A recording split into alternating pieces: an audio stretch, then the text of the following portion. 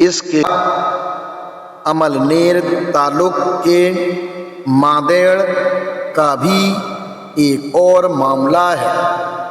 मादेड़ में दलित वर्ग के लोगों ने एक सभा की और वहाँ बुरी आदतों का परित्याग करने का और जीवन को साफ सुथरे ढंग से बिताने का संकल्प किया।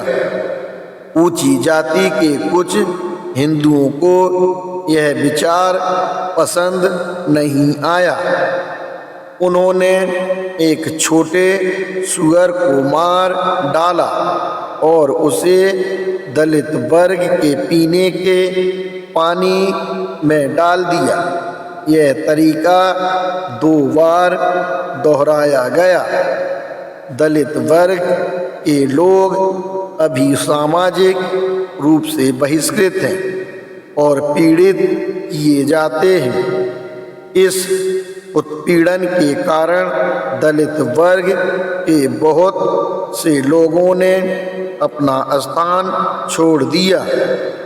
महोदय, मैं उन अनगिनत मामलों को दोहराना नहीं चाहता जो यह दर्शाते हैं कि बहुसंख्यक हिंदू अछूतों के संबंध में कितने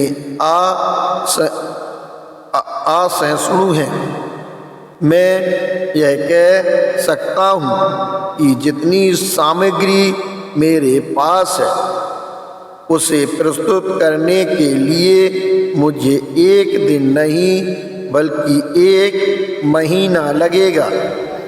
अब मैं जो दूसरा प्रश्न पूछ रहा हूँ वह यह है, उत्पीड़न के खिलाफ अनुसूचित जातियां किस प्रकार का संरक्षण प्राप्त करती हैं। इस मुद्दे पर सदन के सामने अपने विचार व्यक्त करने से पहले मैं देश के प्रशासन की संरचना पर सदन का ध्यान आकर्षित करना चाहता हूँ।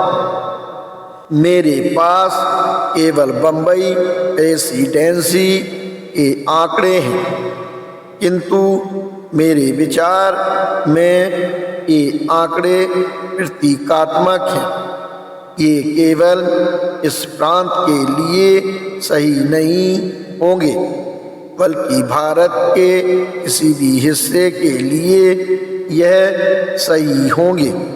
इस प्रेसिडेंसी के प्रशासन में किस तरह के लोग हैं, जिस तरह के लोग भी हैं, मैं उनके बारे में सरकार के द्वारा दिए गए आंकड़ों को ले रहा हूँ।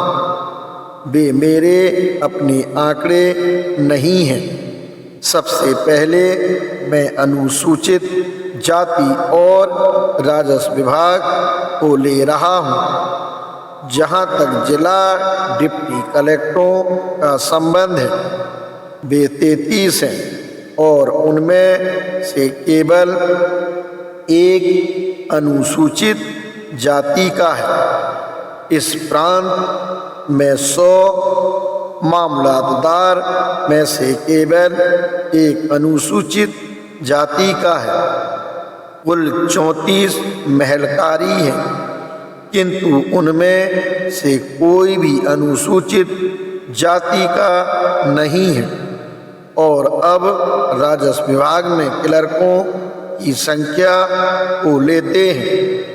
उनकी कुल संख्या 2444 है।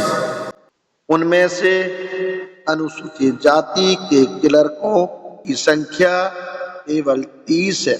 अब हम लोक निर्माण विभाग को लें। लोक निर्माण विभाग में 829 क्लर्क हैं। उनमें से अनुसूचित जाति के 7 क्लर्क हैं। आबकारी विभाग में 189 क्लर्क हैं। उनमें से अनुसूचित जाति के 3 से अधिक क्लर्क नहीं हैं। अब पुलिस विभाग को लें। दिए गए आंकड़ों के अनुसार सब इंस्पेक्टरों की कुल संख्या 538 है। इनमें से केवल 2 अछूत हैं।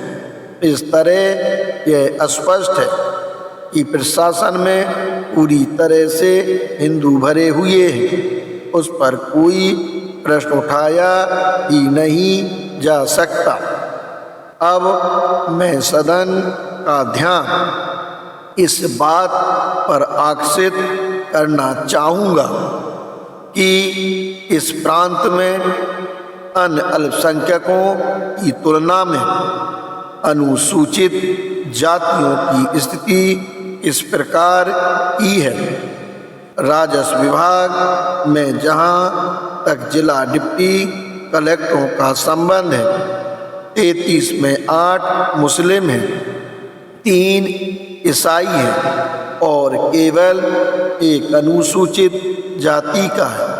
100 मामलादारों में 30 मुस्लिम, 3 ईसाई और केवल 1 अनुसूचित जाति का है। कुल 34 महलकारियों में से 4 मुसलमान हैं, 3 ईसाई हैं, किंतु अनुसूचित जाति से कोई भी नहीं है। कुल 246 प्रधान कारकुनों में से 17 मुसलमान हैं, 7 ईसाई हैं, लेकिन अनुसूचित जाति से कोई नहीं है। कुल 2444 क्लर्कों में से 283 मुसलमान हैं, 61 ईसाई हैं, 58 पिछड़े वर्ग के लोग और 30 अनुसूचित जाति के लोग हैं। पुलिस विभाग में 538 सब इंस्पेक्टरों में से 106 मुसलमान हैं, 17 ईसाई हैं, 6 पिछड़े वर्ग के लोग हैं और केवल 2 अछूत हैं। लोक निर्माण विभाग के 829 क्लर्कों में से 41 मुसलमान हैं, 28 ईसाई हैं, 7 पिछड़े वर्ग के और 7 अछूत हैं। आबकारी विभाग के 189 क्लर्कों में से 13 मुसलमान, 19 ईसाई और 3 अछूत हैं। इसलिए प्रारंभ में जिस स्थिति के साथ हमें शुरू करना चाहिए वह यह है कि जहाँ तक जनसंख्या का सवाल है, हिंदू न केवल बहुसंख्यक हैं, बल्कि जहाँ तक प्रशासन का सवाल है, हिंदू वहाँ भी बहुसंख्यक है।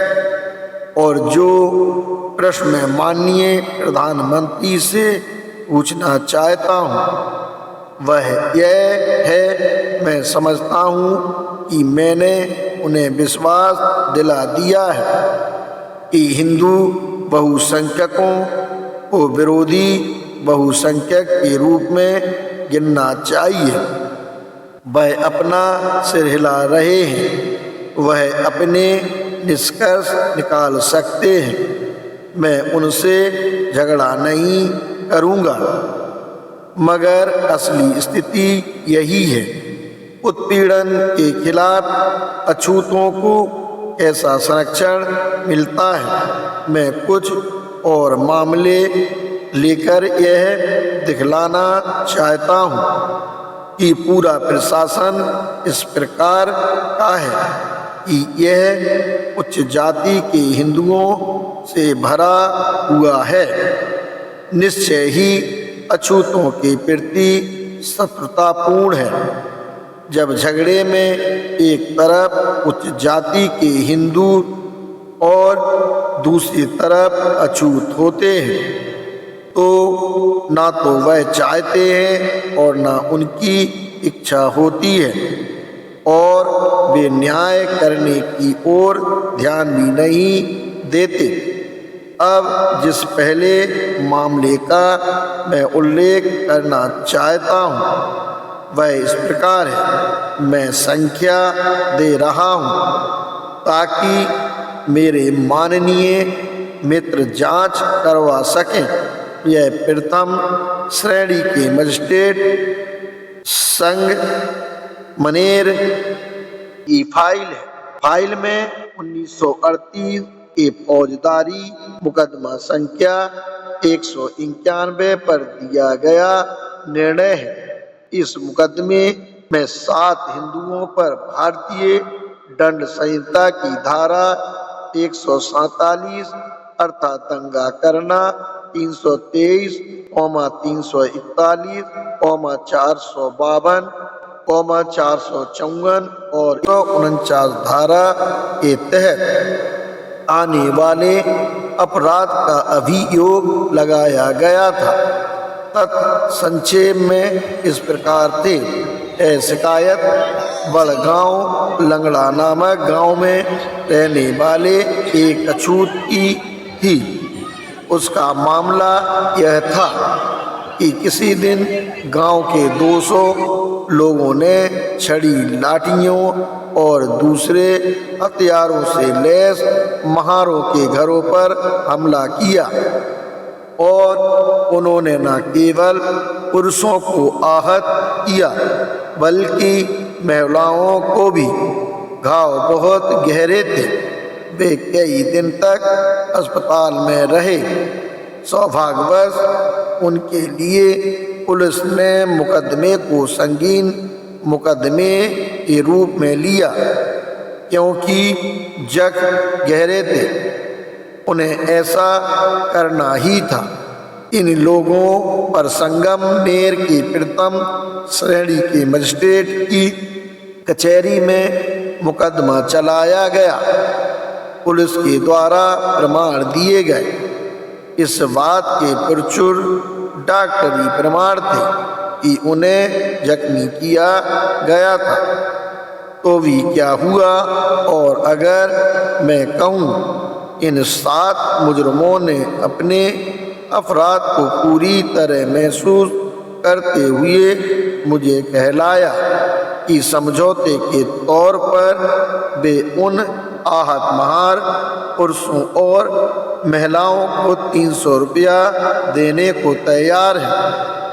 अपने आकिंचन विचार से मैंने महारों को समझौता न करने की बल्कि कानून को अपना काम करने देने की सलाह दी। लेकिन कानून ने क्या किया? मजिस्ट्रेट ने क्या किया? सबको आश्चर्य होता है कि मजिस्ट्रेट ने सभी मुजरमों को छोड़ दिया। डॉक्टर केवी आंत्रोलीकर महोदय, क्या यह माननीय मित्र के लिए उचित है कि वह मजिस्ट्रेट के निर्णय पर कोई टिप्पणी करें? डॉक्टर भीमराव अंबेडकर, निश्चित रूप से मैं तथ्य बता रहा हूँ। माननीय अध्यक्ष, मैं इस मुद्दे पर सोच रहा था, लेकिन मैं उन तथ्यों को सुनना चाहता था जो माननीय सदस्य कह रहे थे। मैं नहीं समझता कि उनके लिए यह उचित है कि वह मजिस्ट्रेट के फैसले की आलोचना करें। डॉक्टर भीमराव अंबेडकर, मैं आलोचना नहीं कर रहा, मैं केवल तथ्य बता रहा हूँ। मैं इस उदाहरण से बता रहा हूँ कि हम लोग कितना संरक्षण पाते हैं। अछूत जो संरक्षण पाते हैं उस पर विचार होना चाहिए। यही निवेदन मैं सदन से कर रहा हूँ। मैं निर्णय को किसी भी प्रकार चुनौती नहीं दे रहा। जो मैं कह रहा हूँ वह यह है कि वे लोग जो हृदय से महसूस करते थे कि वे अपराधी हैं और क्षतिपूर्ति के रूप में 300 रुपया देकर समझौता करने के लिए तैयार थे, उन्हें अंततः मजिस्ट्रेट द्वारा छोड़ दिया गया। और जिस मुद्दे पर मैं जोर देना चाहता हूँ वह यह है, यह हमला क्यों हुआ? यह हमला क्यों हुआ, इसका सीधा सा कारण यह था कि अछूतों ने मजिस्ट्रेट के पास एक आवेदन लिखने की जरूरत की कि जंगलात की कुछ ज़मीन उन्हें दी जाए।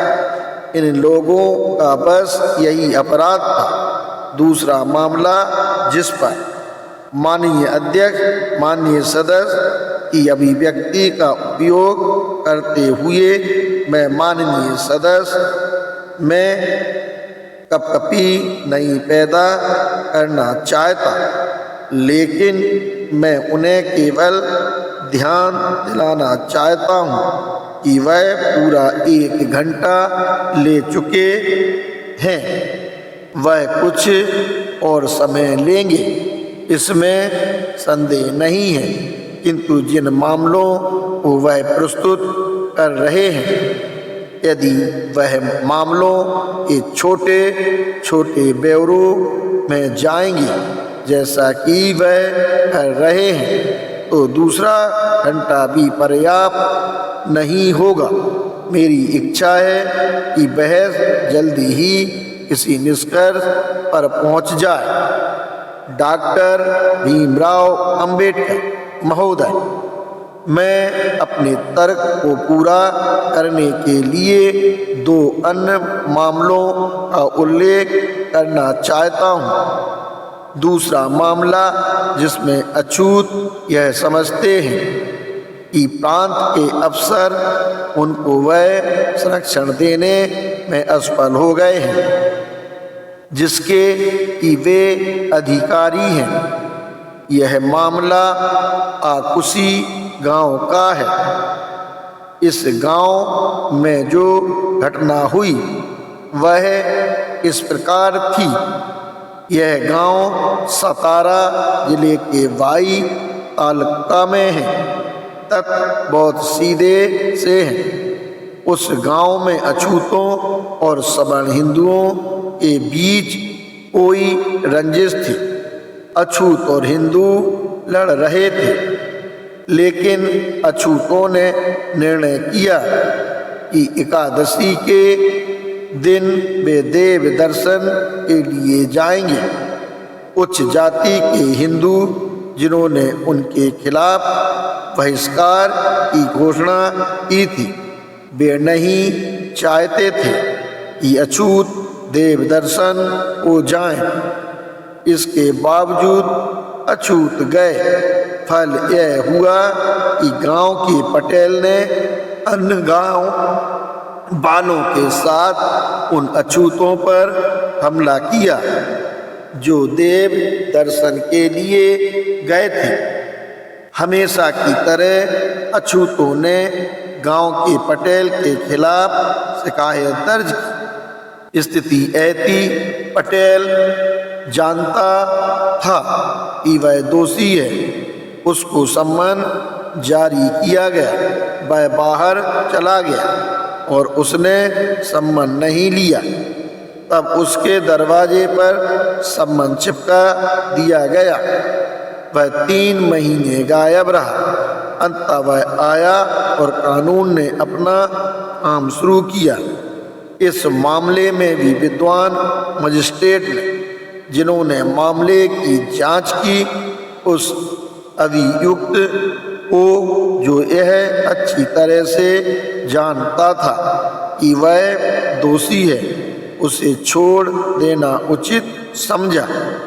दूसरा मामला जिसका मैं संक्षिप्त उल्लेख करना चाहता हूँ, पूना जिले के मुलती पेटा में थाटवाड़ी गांव का है। उस मामले में जो हुआ वह यह था, यह एक इनाम का गांव है। किसी आदमी ने ईमानदार के कोई 2 या 3 पेड़ काट लिए। इनामदार ने पुलिस से शिकायत की कि कुछ महारों ने, उसने किसी का नाम नहीं बताया, उसके पेड़ काट लिए और लकड़ियां चुरा ली।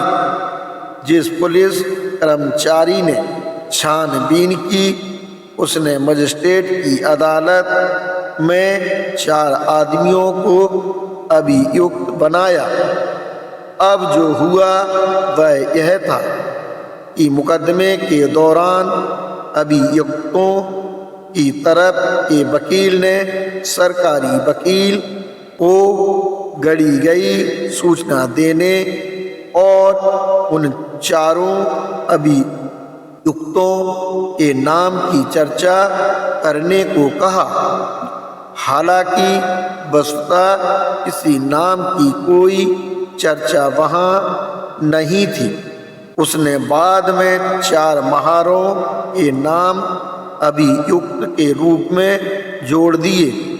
सौभाग्यवश महारों को छोड़ दिया गया, लेकिन यह तथ्य बना हुआ है कि वे पुलिस अफसर जिनसे यह उम्मीद की जाती है कि वे इन अछूतों को सुरक्षा देंगे, वे भी उनको ऐसे मामलों में फंसाने के लिए साक्ष्य गढ़ने की हद तक चले जाते हैं।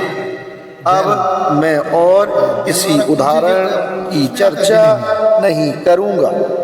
मैं समझता हूँ कि यह कहानी घिनौनी है, निश्चय ही मुझ में घृणा भरती है। मैं जानता हूँ कि समग्र रूप में हिंदू किसी की परवाह नहीं करते, वे इसकी हंसी उड़ाते हैं।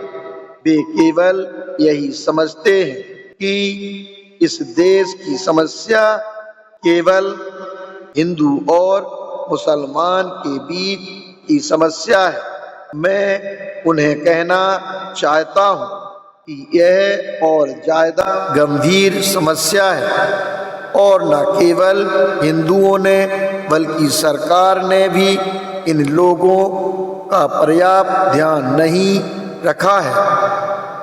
मेरे द्वारा सभा पटल पर रखे गए इन 2 संशोधनों के समर्थन में कोई तर्क देने की आवश्यकता हो तो मैं समझता हूँ कि जिन तर्कों को मैंने अभी सदन में प्रस्तुत किया है वह पर्याप्त है। किसी भी संविधान में इन संशोधनों के अंतर्गत अछूतों को पर्याप्त संरक्षण मिलना चाहिए। मैं जानता हूँ कि दूसरे पक्ष की ओर से निश्चित उत्तर दिया जाएगा।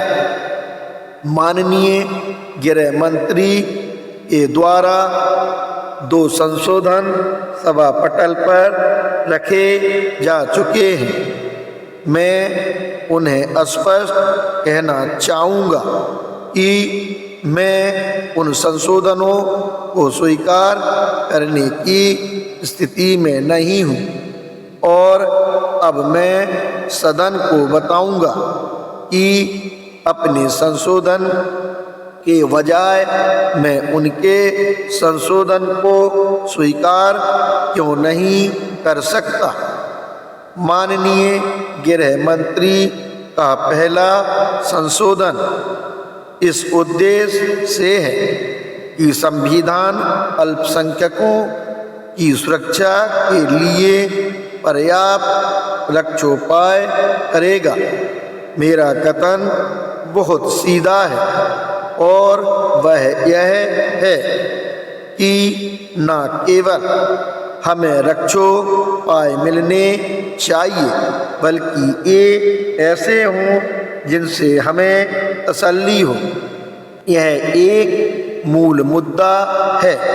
माननीय गृह मंत्री स्पष्टतः यह मानते हैं कि वह अछूतों के संरक्षक है और यह कि एक संरक्षक के रूप में वह उस संविधान में कुछ प्रावधान लागू कर सकते हैं जो उनके अनुसार अल्पसंख्यकों के अधिकारों के लिए पर्याप्त हों।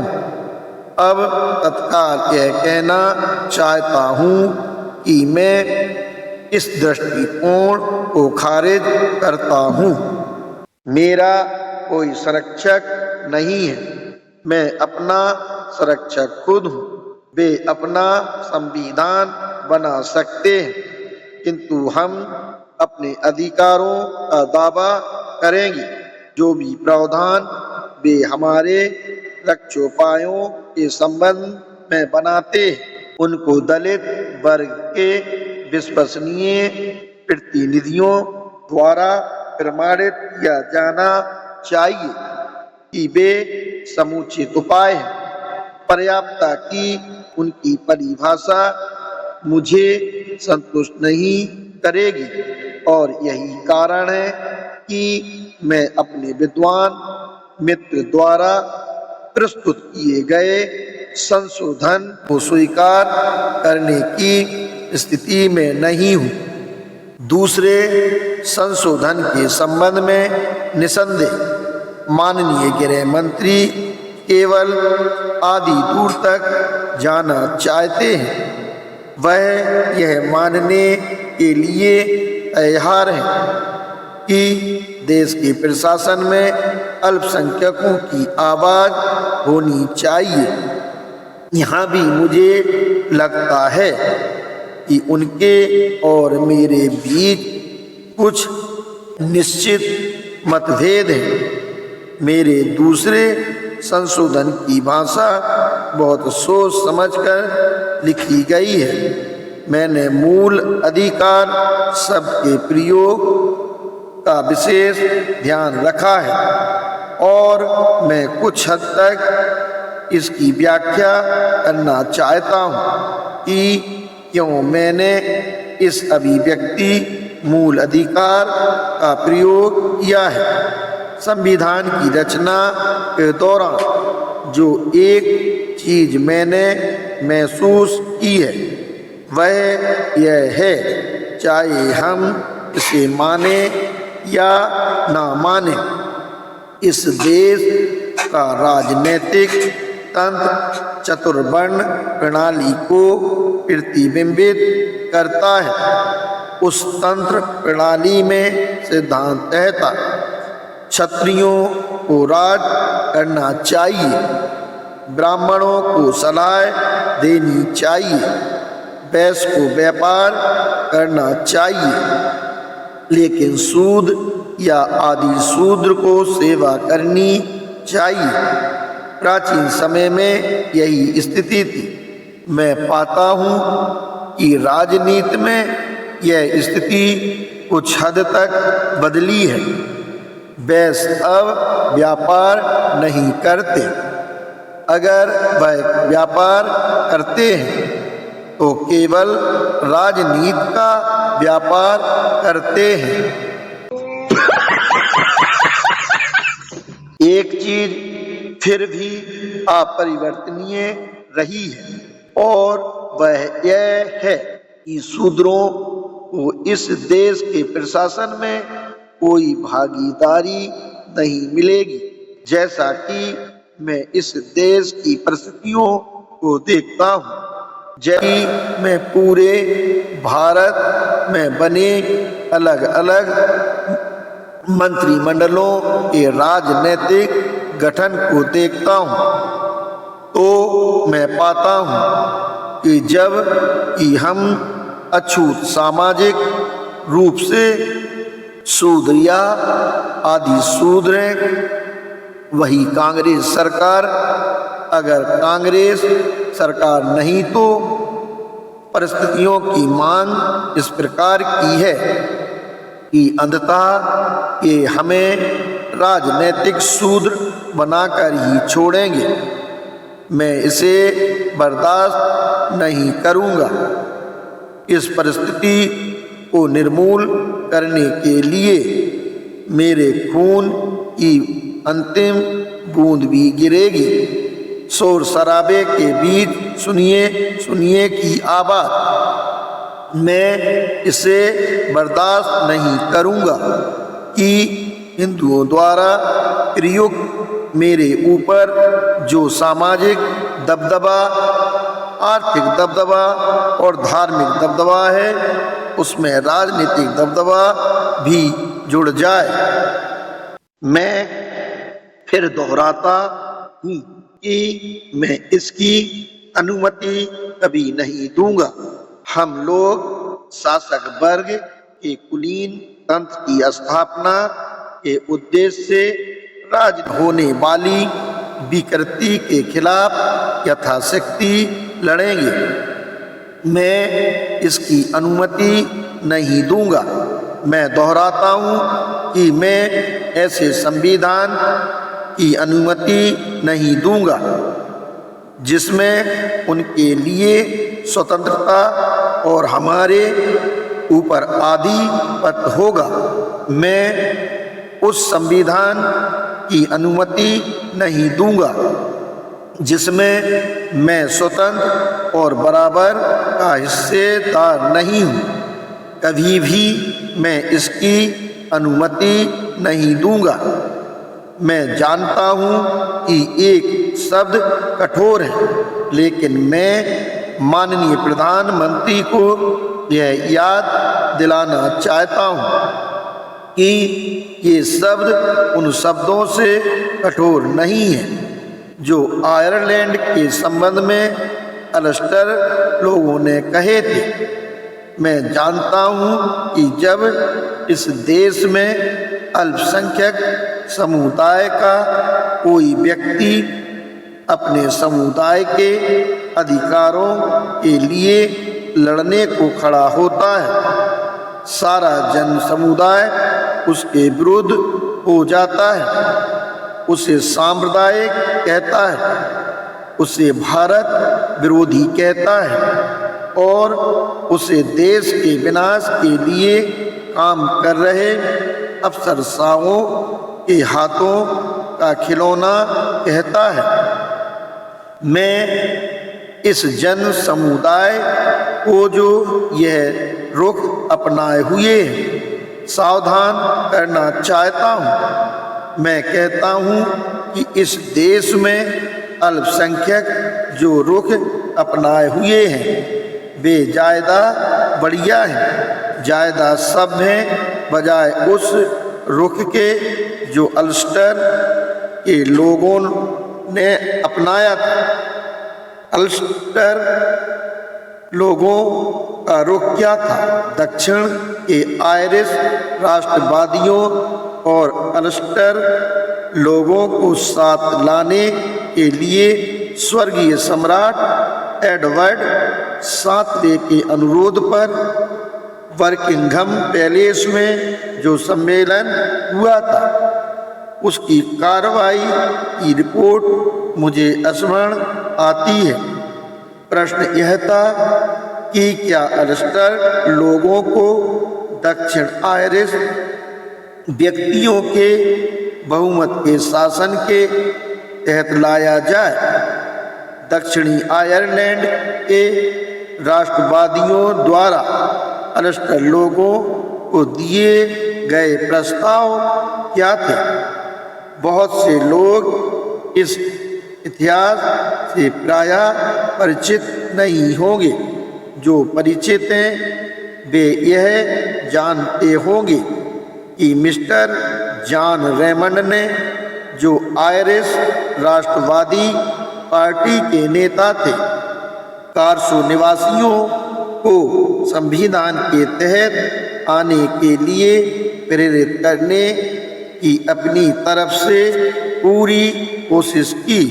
उसने कहा, आप अपनी पसंद से अधिमान की कितनी भी मात्रा ले लें, मैं बुरा नहीं मानूंगा।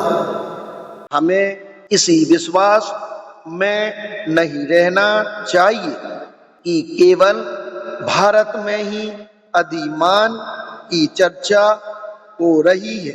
अधिमान की चर्चा आयरलैंड में बहुत होती थी और रेमंड अलिस्टर लोगों को अधिमान देने के लिए तैयार था।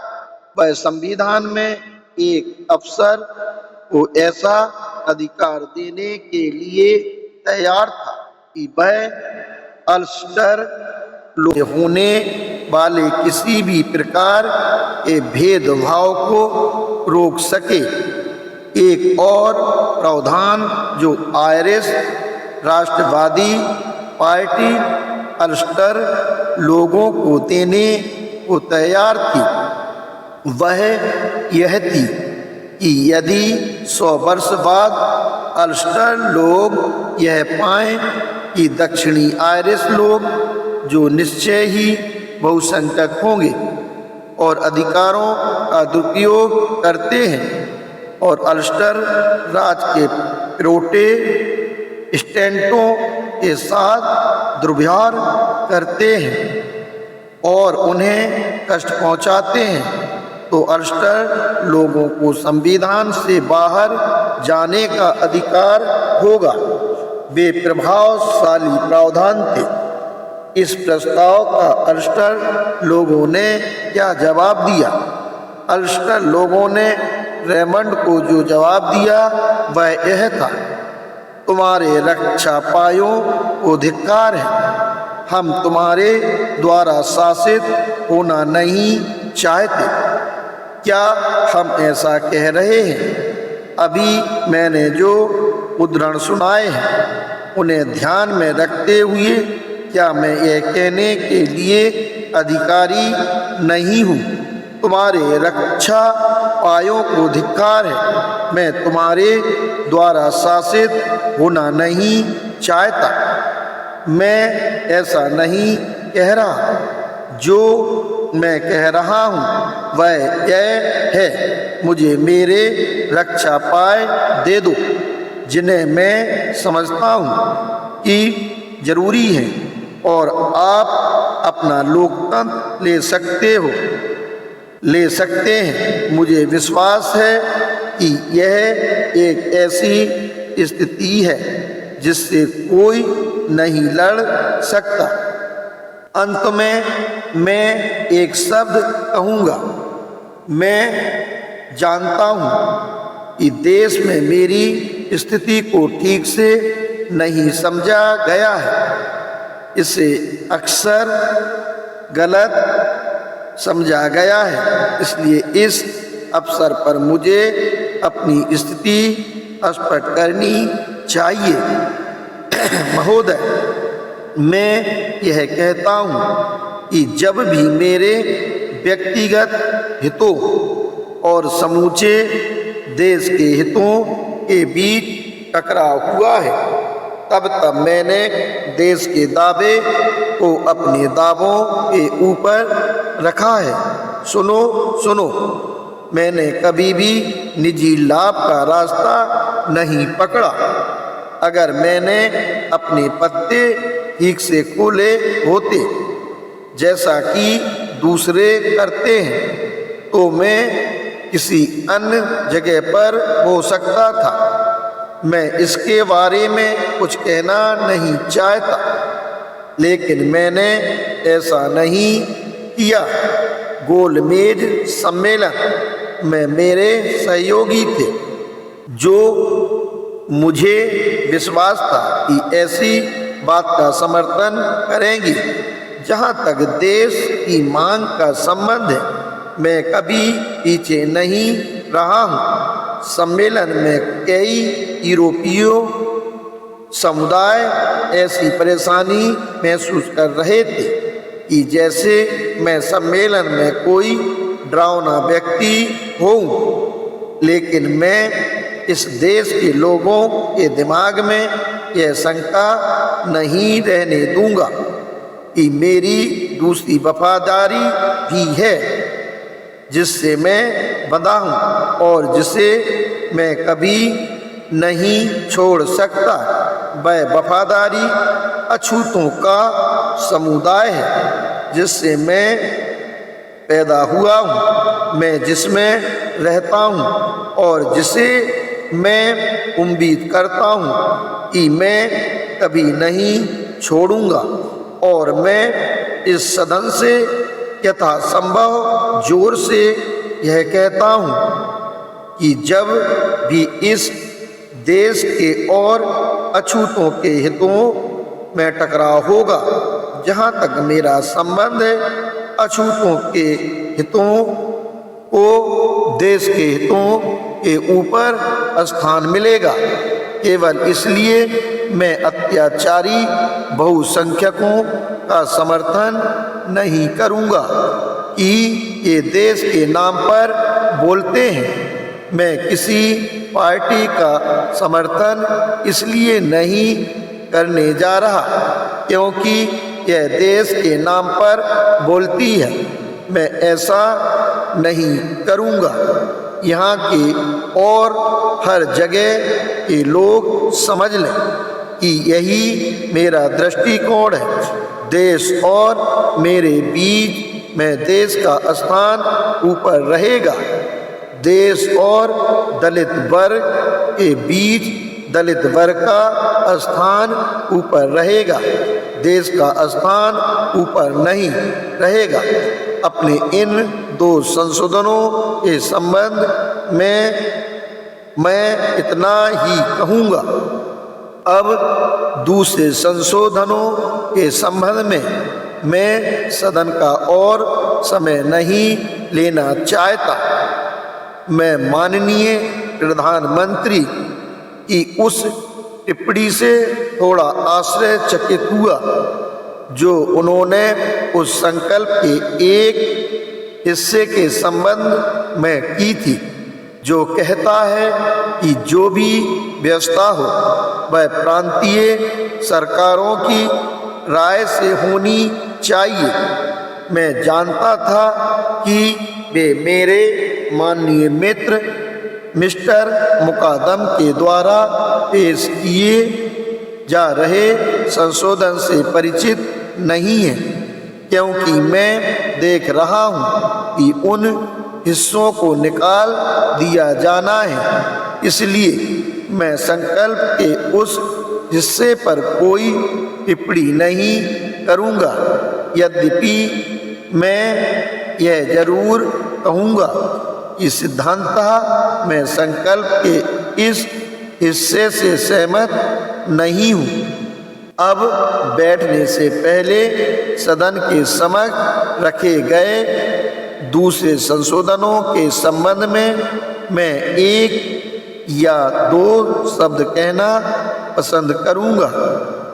ऐसा करने में माननीय सदस्य विपक्ष के नेता द्वारा प्रस्तुत किए गए संशोधन की ओर ध्यान दिलाऊंगा। इस संशोधन के संबंध में मैं माननीय प्रधानमंत्री से एक बात नोट करने के लिए कहूँगा, जो मैं समझता हूँ कि वह नोट करना भूल गए हैं। यह सच है कि अपने संशोधन में विपक्ष के नेता कहते हैं कि लोकतंत्र असफल हो गया, लेकिन विपक्ष के नेता के संशोधन पर टिप्पणी करते हुए जो बात मैं चाहता हूँ कि वह नोट करें, वह यह है, अब हम देखते हैं कि वह लोकतंत्र के खिलाफ है, लेकिन वह स्वशासन के खिलाफ नहीं हो सकते। अंततः लोकतंत्र, तानाशाही, गणतंत्रवाद ये सभी सरकार के रूप हैं। वे सभी स्वशासन के अंतर्गत आते हैं।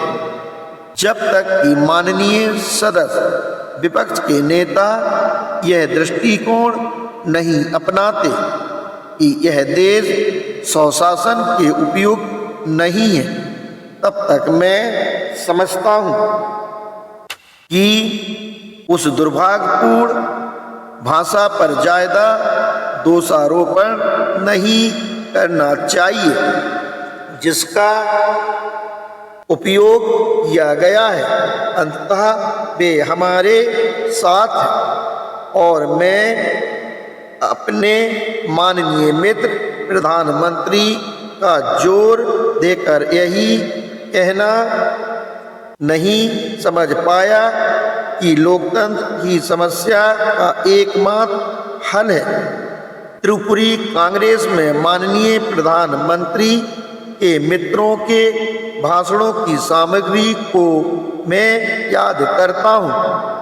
दुर्भाग्यवश मेरे पास जो पुस्तक है मैं उसे आज लाना भूल गया और यह अच्छा हुआ क्योंकि मेरा समय बच गया। किंतु मैं समझता हूँ कि त्रिपुरी कांग्रेस में माननीय प्रधानमंत्री के दोस्त पंडित गोविंद वल्लभ पंत, मिस्टर राज गोपालचारी, पंडित जवाहरलाल नेहरू और वे सभी मुसोलिनी और हिटलर के गुण गा रहे थे। माननीय मोरारजी और देसाई कब डॉक्टर भीमराव अंबेडकर, यदि जरूरत हो तो मैं अध्याय और उस अंश का उल्लेख करने को तैयार हूँ। वास्तव में मैं किताब लाना चाहता था किंतु इसे लाना भूल गया। माननीय श्री बीजी खैर, मैं वहाँ मौजूद था और मैंने भाषण सुना जो माननीय सदस्य कह रहे थे वह ठीक नहीं है। डॉक्टर भीमराव अंबेडकर, मुझे अफसोस है मैं पुस्तक साथ नहीं लाया। अगर मेरे पास होती तो हमने मामले का निर्णय अभी कर लिया होता। माननीय अध्यक्ष, इसके लिए अब समय नहीं है। डॉक्टर भीमराव अंबेडकर, जो कुछ मैं कहना चाह रहा हूँ वह यह है कि जब तक भारत के लोगों के पास स्वशासन है, चाहे वह लोकतंत्र का रूप ले ले, चाहे वह तानाशाही का रूप ले ले या चाहे यह कोई दूसरा ले ले, यह विस्तार में जाने का मामला है जिसके बारे में कोई झगड़ा होना चाहिए। इसलिए मेरा निवेदन यह है कि उस संकल्प पर विचार करते समय जो जैसा कि मैंने कहा किसी सीमा तक दुर्भाग्यवश उचित ढंग से नहीं लिखा गया है, उनके इरादे का गलत अर्थ नहीं लगाना चाहिए।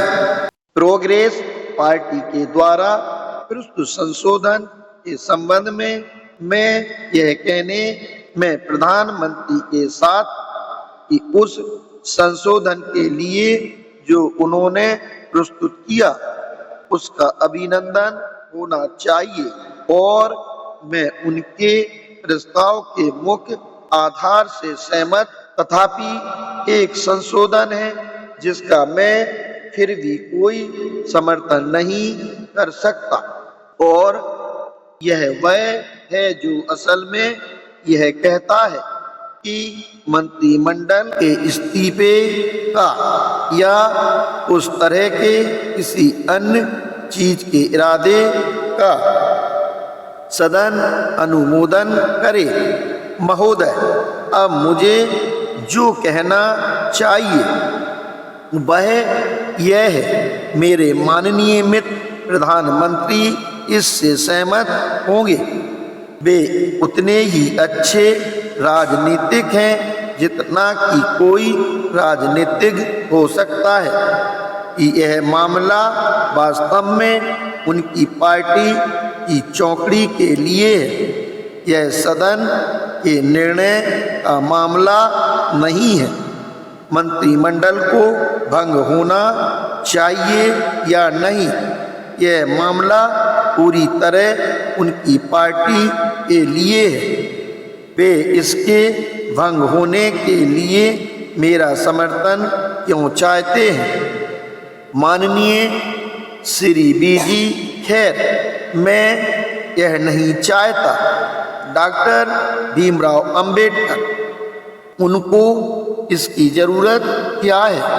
मैं उनके समक्ष दूसरी पहेली रखता हूँ। मान लीजिए मैं यह कहने के लिए एक संशोधन लाता हूँ कि जब तक मैं मंत्रिमंडल को आमंत्रित नहीं करता तब तक मंत्रिमंडल को वापस नहीं आना चाहिए। क्या वे इसे स्वीकार कर लेंगे? मुझे विश्वास है कि वह अपने आप को इस बात से नहीं जोड़ेंगे। अगर आप हटने के लिए मेरा अनुमोदन चाहते हैं तो यह मेरे प्रति उच्च सम्मान होगा। यदि आप पुनः प्रवेश मेरे अनुमोदन पर ही करेंगे, लेकिन आप ऐसा नहीं करेंगे और मेरा अंतर्मन कहता है कि संशोधन का विरोध करूं, मैं आपको अपने ऊपर किए गए अनुग्रह के लिए धन्यवाद देता हूं।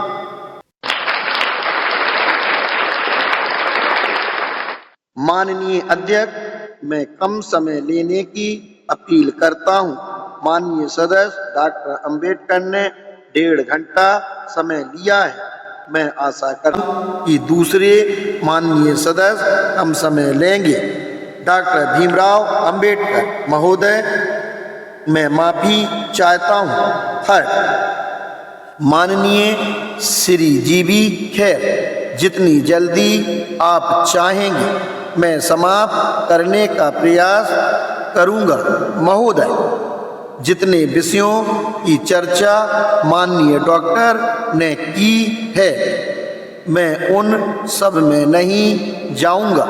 मैं उनसे सहमत हूँ।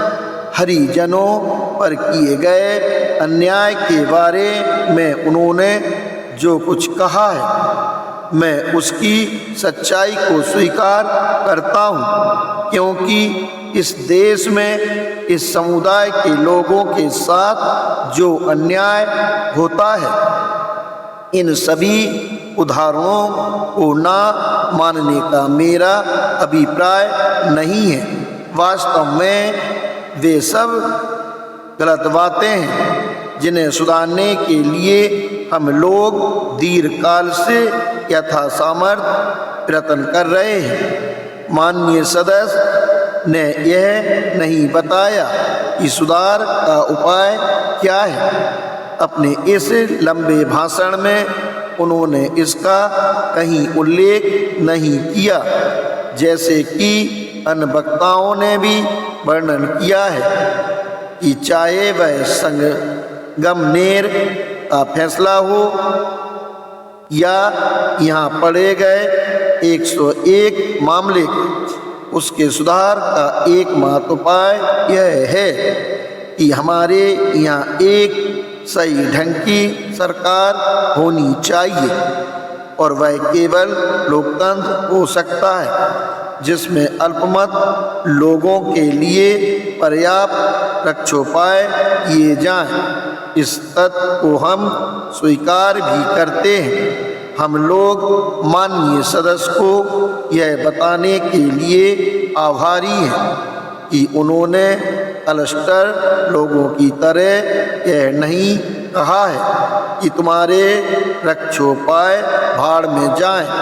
मुझे तुम्हारा शासन नहीं चाहिए। मैं इस बात की प्रशंसा करता हूँ कि वह वैसा नहीं करने जा रहे थे, लेकिन मैं उनके उस वक्तव्य की प्रशंसा नहीं कर सकता जो उन्होंने दिया और जिसमें उनको पूरी ईमानदारी से विश्वास। उन्होंने कहा है, मैं स्वयं और देश के बीच देश को ही वरीयता दूंगा। इस विषय में मैं उनका समर्थन करता हूं और उनके कहे हुए प्रत्येक शब्द को उद्धृत करूंगा। मैं माननीय सदस्य के जीवन एवं जीवन क्रम से भली भांति अवगत हूँ और मैं कह सकता हूँ कि वह पूर्ण रूपेण सही है। यहाँ तक कि देश की खातिर वह अपनी व्यक्तिगत उन्नति को सदा ही स्वेच्छा से गौण करते रहे हैं। उन्होंने आगे कहा कि दलित वर्ग और देश के बीच वह दलित वर्ग को ही वरीयता देंगे।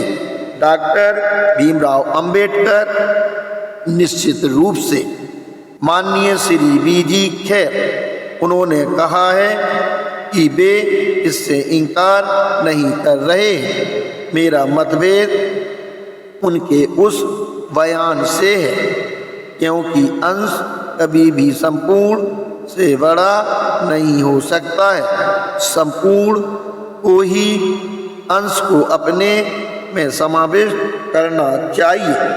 डॉक्टर भीमराव अंबेडकर, मैं संपूर्ण का अंश नहीं हूँ, मैं इससे अलग हूँ।